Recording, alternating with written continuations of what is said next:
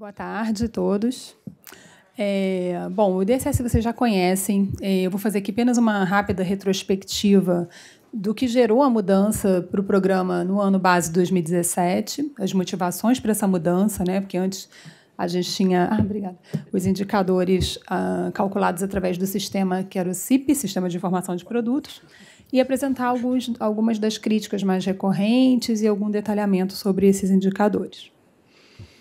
Bom, então é um programa obrigatório, já existe desde 2006 na agência, ele avalia o desempenho das operadoras por meio de indicadores, ele pretende, objetiva, né, ampliar a transparência para a sociedade, reduzir a assimetria de informação no setor, subsidiar a gestão das operadoras e da ANS. Então, de posse dos resultados dos indicadores, vocês podem melhorar a gestão em saúde e subsidiar também as ações da ANS. É um índice composto, são vários indicadores agregados que chegam na média final do IDSS, né? Então, as 4 dimensões básicas que esses índices estão agregados são qualidade na atenção à saúde, garantia do acesso, sustentabilidade no mercado e gestão e regulação. E todos os indicadores e cálculo das dimensões dependem da informação qualificada. Com a IDSS, a ANS pretende incentivar as operadoras a atuarem como gestoras de saúde, incentivar também os prestadores a atuar como produtores no cuidado da saúde, incentivar os beneficiários a serem usuários conscientes dos serviços de saúde, uso com consciência sanitária, e também aprimorar a capacidade regulatória. O resultado varia de 0 a 1, sendo 1 melhor de desempenho. A gente sempre apresenta no site dividido em 5 faixas, né? E a gente também calcula, como órgão regulador, o IDSS agregado do setor. A gente pode calcular por modalidade, ou dando peso para o número de beneficiários do operador, e a gente também é avaliado pelo desempenho do setor. O contrato de gestão da ANS e também o plano plurianual, que a gente tem vários indicadores para medir, de desempenho da própria agência, um deles é o IDSS, e a gente tem como meta melhorar o desempenho das operadoras no setor. Então, os objetivos são avaliar o desempenho das operadoras, com esses indicadores, com vista da transparência para o resultado deles, a gente divulga todos detalhadamente no site, reduzir essa assimetria de informação, estimular a qualidade setorial, permitir um benchmark, uma comparação entre as operadoras, e também induzir o setor nas diretrizes da agência, né, para atingir melhores resultados. Então, todos os indicadores aqui são pensados de forma estratégica para induzir essas ações de melhoria nas operadoras.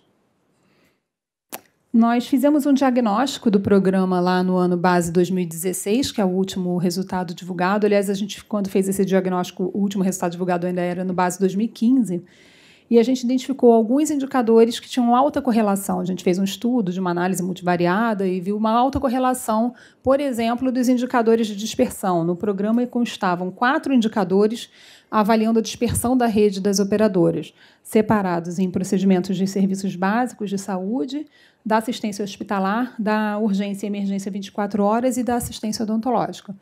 Bom, se eles estão medindo a mesma coisa, estão altamente correlacionados, a gente não precisa manter os 4 no programa. Então, nós selecionamos aqueles que a gente considera mais importantes dentre os 4, que são o acesso à urgência e emergência 24 horas, que tem que se dar ali, de preferência, o mais próximo possível do beneficiário, e a assistência odontológica, para que as operadoras exclusivamente odontológicas possam continuar sendo avaliadas em relação à dispersão da rede. Então, mantivemos esses 2 apenas no programa, retiramos os demais.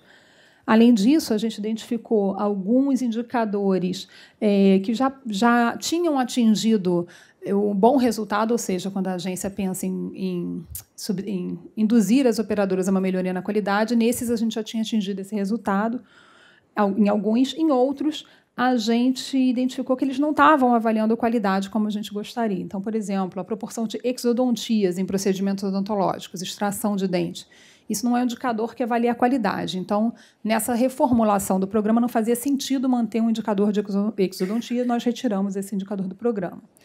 Da taxa de citopatologia, a gente mudou o método de cálculo, porque ele é um indicador clássico, importante para manter no programa. Taxa de internação hospitalar, ele era bastante inespecífico, porque não existe um parâmetro do que seria o ideal para internações hospitalares. e outros a gente retirou. A disponibilidade financeira, as operadoras já estavam atingindo o nível bom, né, nesse indicador de disponibilidade financeira da JOP, e retiramos os demais.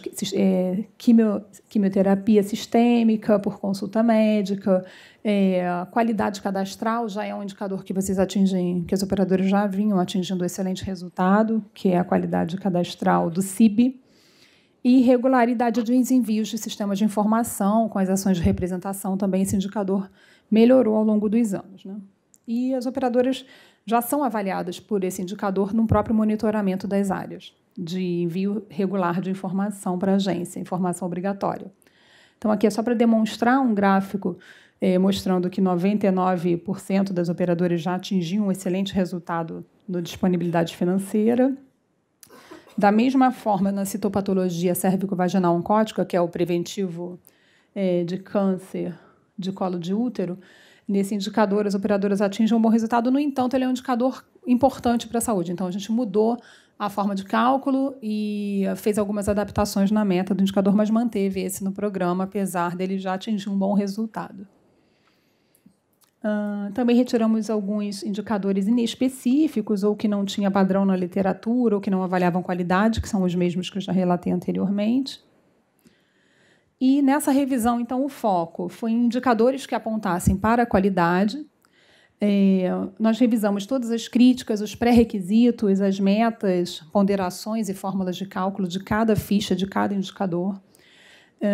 Fizemos a previsão da divulgação no site da agência desses indicadores com uma linguagem mais acessível, então todos têm uma nomenclatura simplificada que aparece na ficha técnica.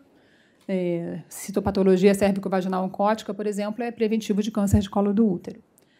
Revisamos as ponderações em 3 dimensões e diminuímos o peso da dimensão de gestão e regulação, que era uma dimensão muito atrelada a cumprimento de obrigações junto à agência. Então, a gente deu mais peso para os indicadores que tratavam de acesso, de qualidade e de sustentabilidade, nas 3 primeiras dimensões.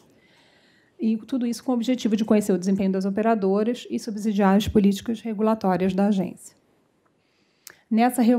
Já tinha havido uma reformulação do IDSS em 2015, onde os nomes das dimensões foram mudados, alguns indicadores mudaram de dimensão, passaram da qualidade para o acesso. E, em 2017, então, a gente fez uma reformulação maior. Primeiro, mudando a fonte de dados para o TIS, então a gente deixou de lado o CIP e passou a utilizar exclusivamente o TIS. Havia já até previsão de utilização do TIS no ano anterior, o ano base 2016. As fichas técnicas já previam que o indicador poderia ser calculado ou pelo CIP ou pelo TIS, mas foi impossível a gente fazer o cálculo do TIS naquele ano, os dados ainda estavam muito incipientes, então a gente, em 2016, não usou, mas já tinha sinalizado para todo o setor que o IDSS passaria, então, a utilizar o TIS, né? Então, em 2017, isso foi definitivo. Então, passamos a adotar o padrão TIS, fizemos a revisão geral dos indicadores, alteramos as dimensões, os pesos, integramos o programa com os demais programas da agência, dando mais peso para acreditação operadoras, incluímos lá os programas de indução da qualidade, o QALYS, indicadores atrelados ao QALYS, e incluímos também a pesquisa de satisfação dos beneficiários como uma bonificação para as operadoras que fizessem a pesquisa até 30 de abril de 2018. Essas discussões, essas revisões dos indicadores, elas não foram feitas da noite para o dia. A gente teve muitas reuniões com o setor, foram aproximadamente 8 reuniões, aliás, foram 8 reuniões. Essas fichas técnicas desses indicadores elas já foram divulgadas desde junho de 2017, lá no site da agência. Também elaboramos um documento de perguntas e respostas com todas as dúvidas que a gente recebeu ao longo do tempo, de várias operadoras individualmente. Nós fizemos um FAQ, que foi divulgado em agosto de 2018, dando detalhamento do cálculo. A gente também, como forma de oportunizar a eventual correção de problemas de informação do padrão TIS, a gente mudou a data de corte, que é prevista no programa sempre para o dia 30 de abril, nós mudamos para o dia 30 de junho. E, depois que a gente divulgou os resultados preliminares, então, atendendo a um pedido do setor, nós fizemos a nova mudança dessa data de corte para 28 de fevereiro de 2019, de forma que o setor pudesse corrigir os dados, que o programa reflita, de fato, a assistência prestada e não efetivamente os erros que a gente observou na forma de encaminhamento das informações. Então, aqui, só recapitulando, aqui tem, na verdade, foram 14 oportunidades que a gente teve de falar com o setor sobre os indicadores, 8 reuniões efetivas e pelo menos 16 reuniões internas. A gente tem um comitê, esses indicadores não são definidos apenas pela nossa gerência, nós temos um comitê com participação de todas as áreas da agência e as áreas discutem os indicadores, então nós tivemos pelo menos 16 reuniões desse comitê interno para a definição desses indicadores, revisão bibliográfica, enfim, discussão completa mesmo do programa. Aqui o exemplo de alguns materiais que nós divulgamos no site, como a ficha técnica, o documento técnico para a realização da pesquisa, então não adiantava só fazer a pesquisa, tinha que seguir essas recomendações desse documento técnico, e os FAQs de ambos os documentos, do documento técnico e da ficha técnica, né?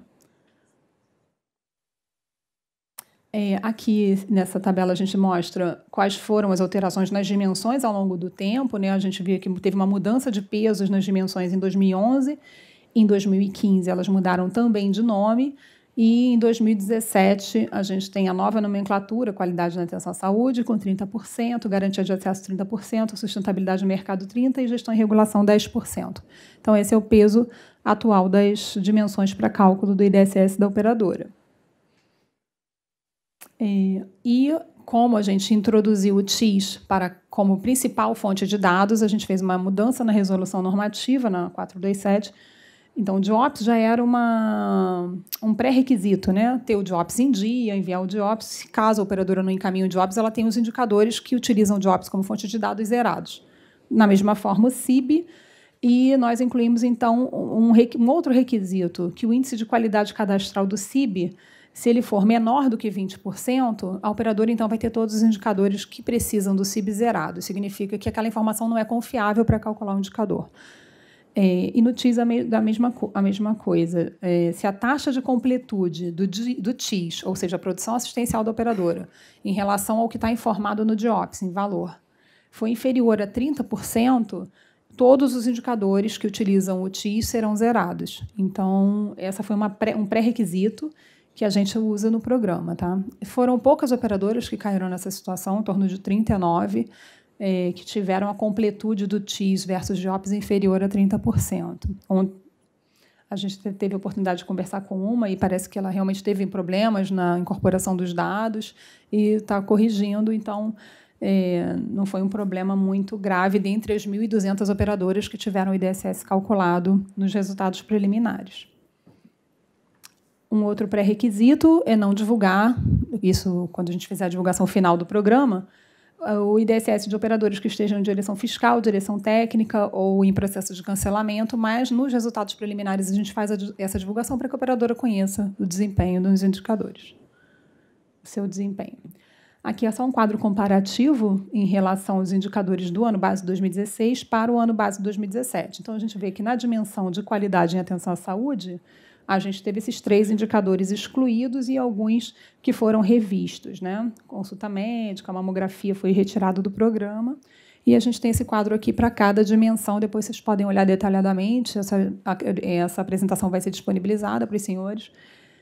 Mas acredito que, enfim, não seja o foco aqui hoje a gente ficar comparando os programas, mas focando mais nas dúvidas dos indicadores do ano base 2017. Na dimensão de garantia de acesso, teve uma grande mudança, uma grande quantidade de indicadores retirados, né? Aqui, principalmente aqueles de dispersão, que foram retirados ou revistos. Na dimensão de sustentabilidade, a disponibilidade financeira e a taxa de fiscalização saíram. A taxa de fiscalização foi substituída pelo Índice Geral de Reclamações.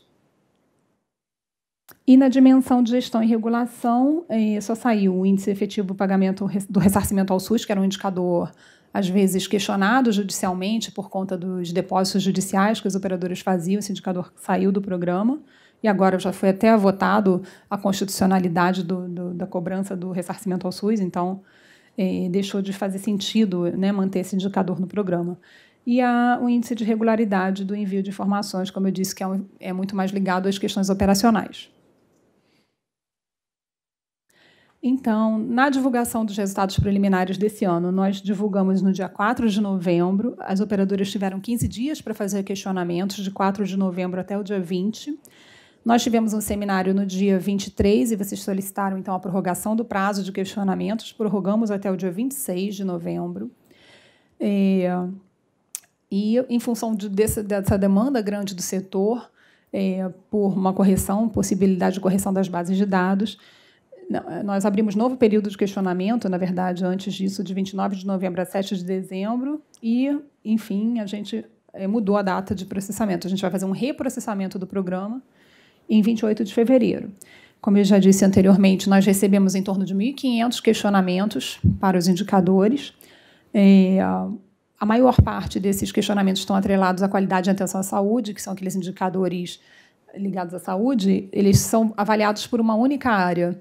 Então, para evitar que vocês ficassem aguardando a resposta, nós fizemos uma resposta padrão aos questionamentos, informando que não faz mais sentido responder aquele questionamento, dado que vocês vão corrigir os dados e que vocês vão ter oportunidade de fazer novos questionamentos lá na frente. Mas, mesmo assim, a gente está avaliando ainda internamente, aí vocês não precisam aguardar a resposta, mas internamente a gente avalia, porque é uma oportunidade, de fato, da gente verificar e identificar qualquer problema que a gente também tenha cometido, não só vocês, mas pode ser que vocês relatem alguma coisa que gere alguma mudança no processamento do programa. Por exemplo, uma coisa que foi relatada e que a gente já mudou é que as operadoras exclusivamente odontológicas receberam inconsistente em indicadores médico-hospitalares. Isso não faz o menor sentido.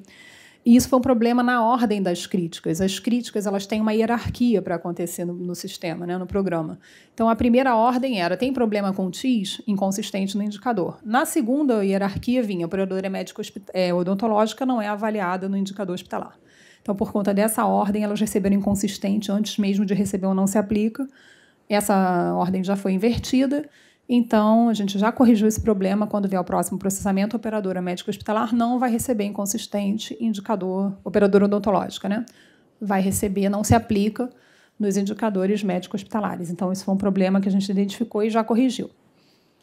Então, é só para vocês ficarem tranquilos, porque, apesar de vocês não terem os questionamentos respondidos no caso a caso, né, quando a gente tomou a decisão de reprocessar, a partir dali, algumas operadoras até antes já tiveram seus questionamentos respondidos, mas não vão ter mais, mas a gente está avaliando internamente todos eles.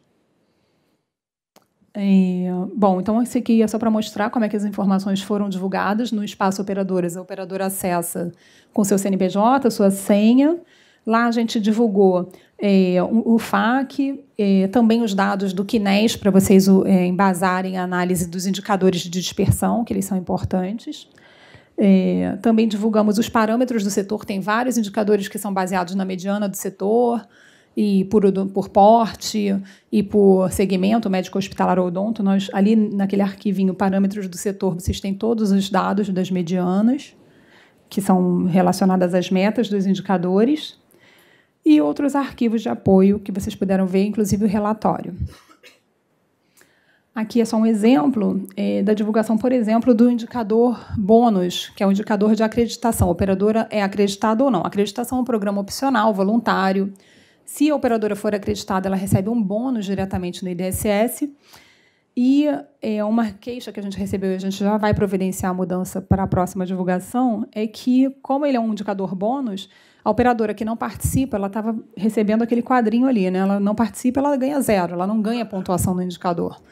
E, na hora de divulgar isso para o público externo, poderia parecer que a operadora foi mal nesse indicador. Na verdade, ele é só um indicador bônus. Então, a gente vai trocar isso, e todos os indicadores bônus vão aparecer para quem foi avaliado a pontuação que recebeu, e para quem não participou, não recebeu a pontuação, ele vai aparecer como não se aplica, ou alguma mensagem que indique exatamente que ele não é avaliado.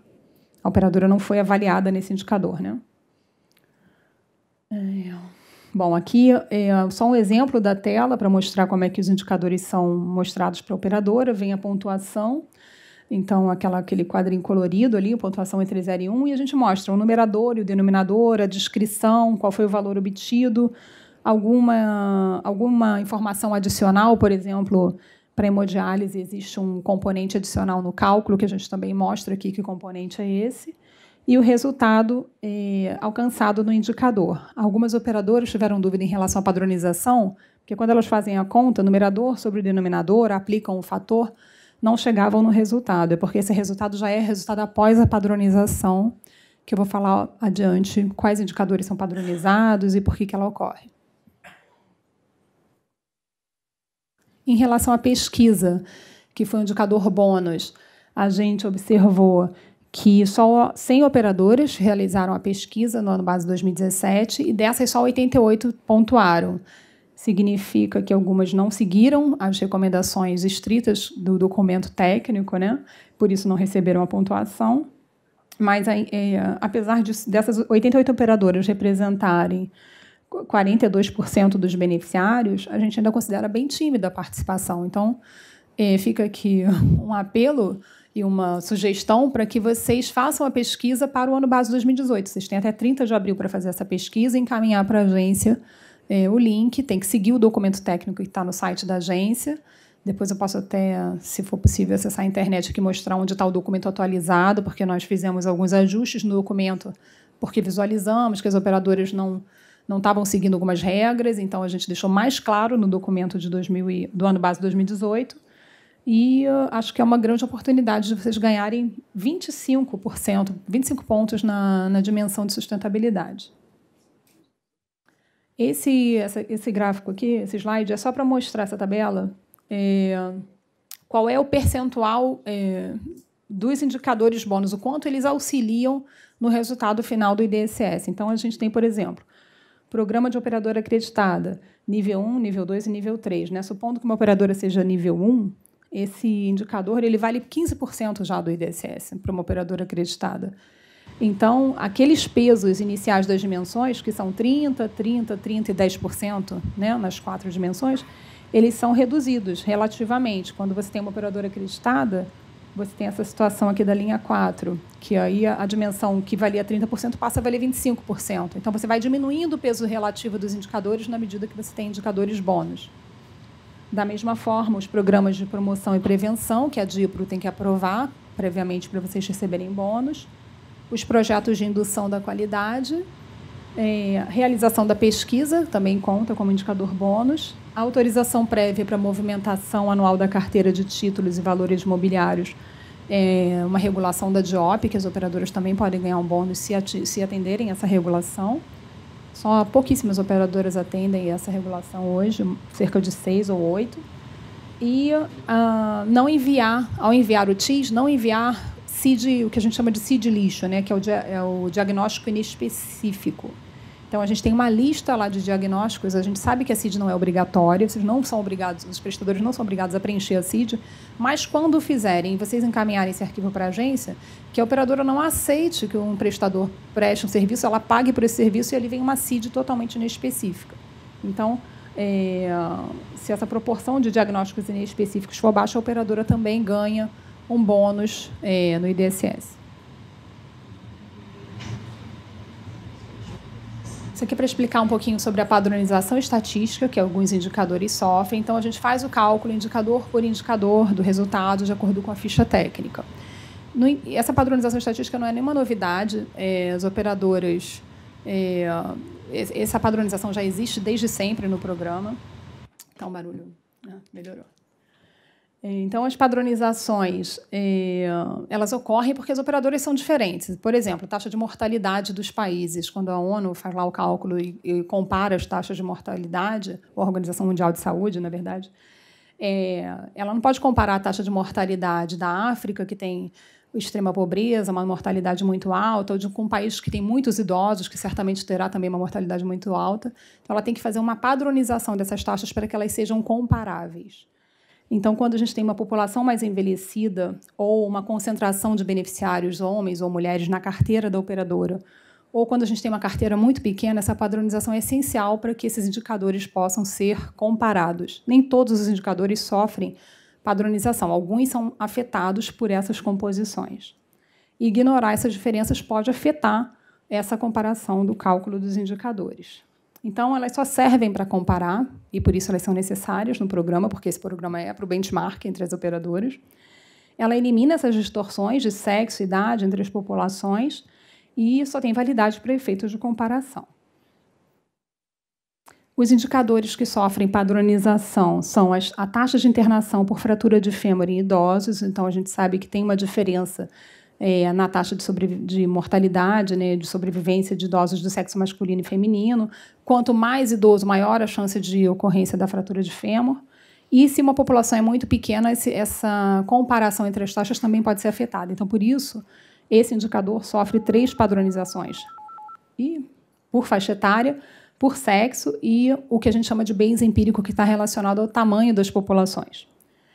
A taxa de hemoglobina glicada ela é um indicador calculado para a população entre 19 e 75 anos, e a faixa etária faz diferença na necessidade, no índice de diabetes, né, nessa população.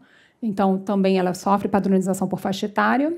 A taxa de cessão de hemodiálise crônica por beneficiário sofre padronização tanto pela faixa etária quanto pelo tamanho da população. Uma população pequena, essa taxa pode ter um diferencial. E taxa de consulta médica ambulatorial com generalista por idosos em relação ao sexo, porque a gente sabe que as mulheres vão mais ao médico. Então, quando a gente tiver uma população com mais idosos, essa operadora vai ter uma taxa aí, que precisa ser padronizada para ser comparada. Então, essa metodologia direta, que faz a padronização por faixa etária e sexo, né, a padronização direta, ela visa eliminar essa influência causada pelos resultados, por essa composição quantitativa que é diferente entre sexos e faixas etárias nas populações de cada operadora. É indicada quando a padronização direta, quando a gente dispõe de uma base de dados que nos permita calcular essa taxa específica por sexo e por idade. Para cada operadora, a gente pode fazer a padronização direta, a gente não precisa usar uma população de referência externa, a gente faz uma população que é a média das operadoras. Então, ela se baseia numa população de referência e a gente usa a média das proporções. Eu vou mostrar aqui. Então, só um exemplo. Tá? Uma operadora 1 que tem essa composição de homens e mulheres idosos e uma operadora 2 que tem uma composição completamente diferente entre homens e mulheres a partir de 60 anos. Como é que a gente faria, então, a padronização caso o nosso setor fosse somente com essas 2 operadoras, né? Então, aqui, na primeira coluna, a gente tem as faixas etárias e na segunda coluna, o sexo. Então, 60 a 64 anos, mulheres, 60 a 64 anos, homem, feminino e masculino. Na coluna A, a gente tem o número de internações hospitalares por fratura de fêmur nos idosos. Então, antes, a gente usava o total, 25 internações por fratura de fêmur sobre 1.630 idosos. A taxa seria de 15,34. E agora, através dos dados do TIS, a gente pode calcular essa taxa específica por idade e por sexo. Então, a gente tem esse cálculo na coluna C. Na coluna D, a gente tem a proporção, a distribuição proporcional dos idosos dessa operadora por faixa etária e sexo. Na coluna D, 2 linhas, a gente tem a proporção da população de referência, que é a média de todas as operadoras. Nesse caso aqui, a gente tinha 2 operadoras, no exemplo.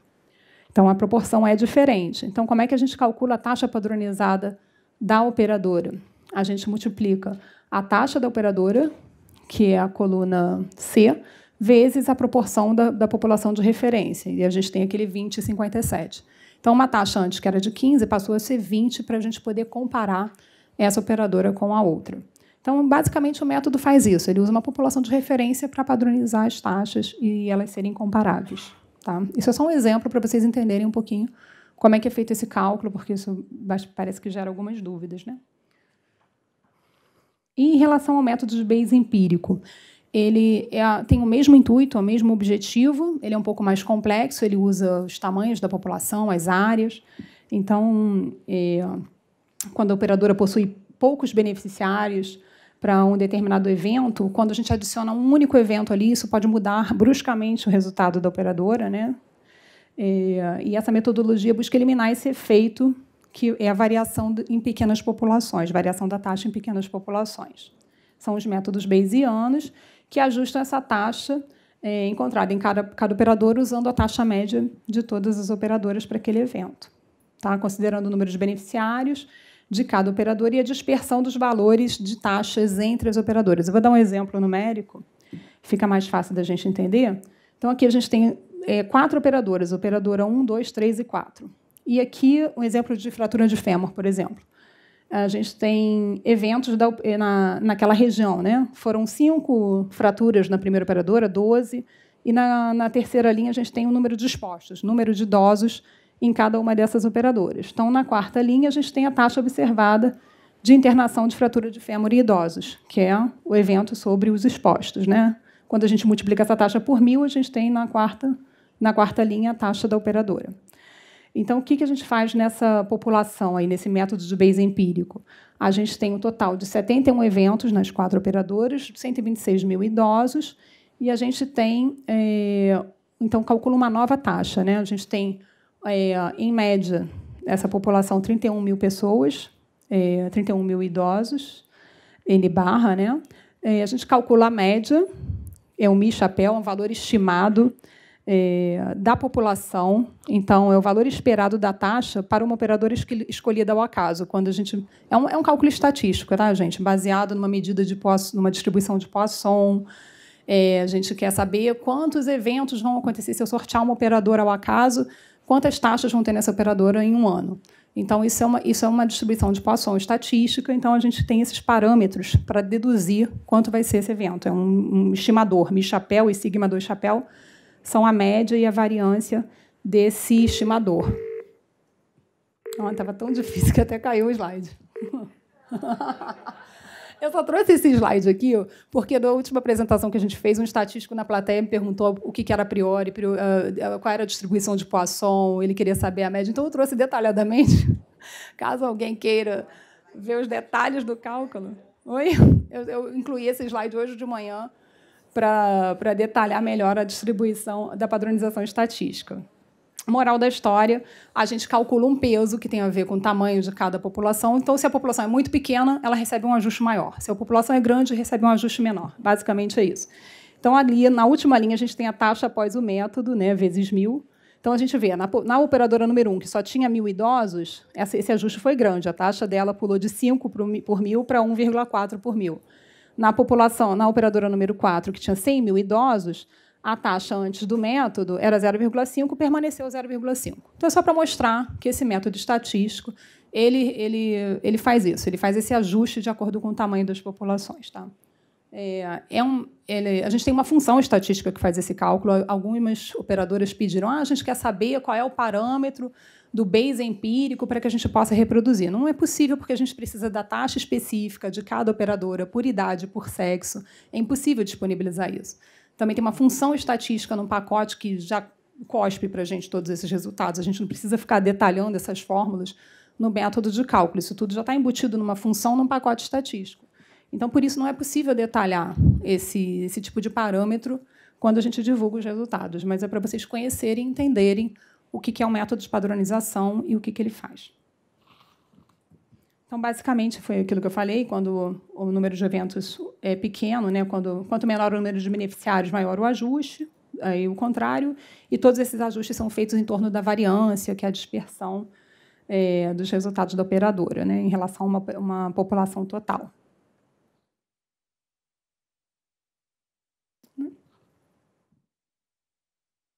E aqui, já caminhando para o final, a gente vai apresentar quais foram as principais críticas que foram aplicadas aos indicadores. Então, a gente tem pré-requisitos, tem o detalhamento dos cálculos na ficha e tem algumas críticas, que, obviamente, o sistema tem que ter crítica para fazer o cálculo. Se a operadora tem beneficiário naquele produto, se sem cobertura, não tem. Então, a gente faz uma série de críticas para cálculo de cada indicador. Então, por exemplo, a operadora possui na guia X do ano base 20% ou mais de CNS inexistentes no CIB. Nesse caso, a operadora vai receber inconsistente, ou seja, 0 em todos os indicadores, se ela tiver na guia X menos de 20%. Zana, Rio de Janeiro, a gente não está vendo o seu slide. Eu não sei se as outras estão, por favor. Eles vão verificar aqui na parte técnica. Mas eu acho que eles encaminharam os slides para vocês. Se vocês pudessem acompanhar em paralelo, acho que valeria a pena. Mas, então, retomando aqui, ele vai tentar.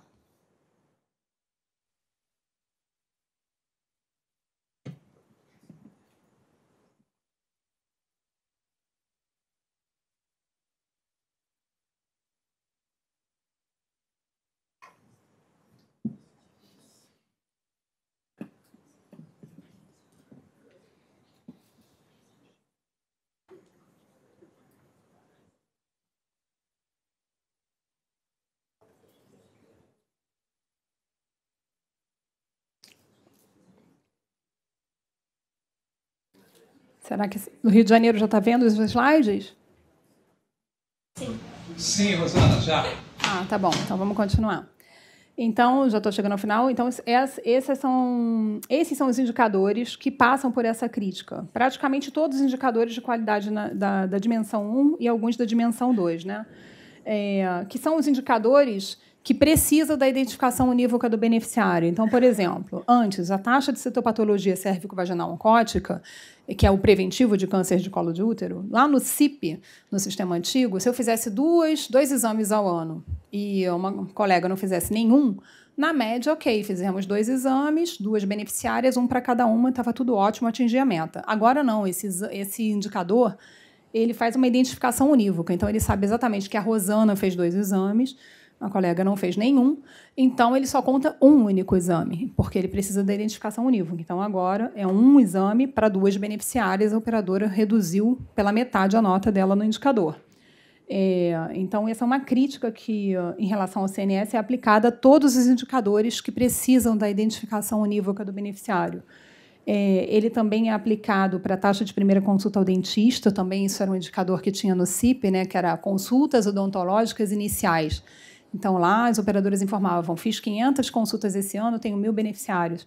E agora não adianta, porque se eu fizer 50 consultas no ano, eu só vou contar uma única vez, porque eu fui ao dentista pelo menos uma vez ao ano, e o outro que não foi nenhuma vez vai contar 0. Então, também nesse indicador, possivelmente os operadores tiveram uma piora no resultado, e isso é em função da identificação unívoca.